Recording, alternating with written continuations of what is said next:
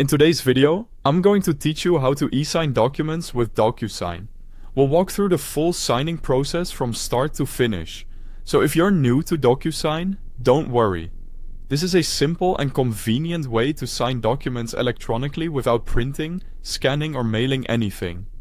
To begin, log into your DocuSign account and click Start. This is where you begin creating a new signing task. Once you do that, choose Envelope. In DocuSign, an envelope is basically the container that holds the document and the signature workflow, so this is the option you'll use to move forward. After selecting Envelope, choose Sign a Document. This tells DocuSign that you're preparing a file to be signed electronically. From there, upload the document you want to sign. Make sure you select the correct file before continuing, especially if you're handling an important form, contract or agreement. Once your document has been uploaded, click Next to open the document signing screen. This is the main workspace where you'll place your signature and complete any required information. Take a moment here to make sure the document loaded correctly and appears in full. Next, select the signature field and click in the location where you want your signature to appear.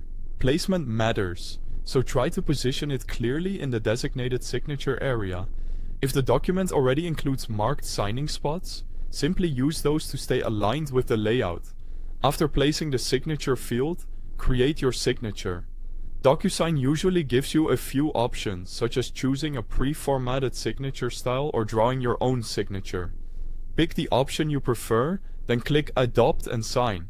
This confirms the signature you want to use and applies it to the document. Now, select the date signed field and place it in the appropriate location on the document. This step is important because many forms require both a signature and the date for the document to be considered complete and properly recorded.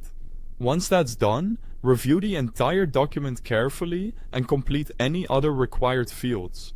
This may include initials, names, or other fillable areas depending on the document. It's always a good idea to double-check everything before submitting, just to make sure all required sections are complete and accurate.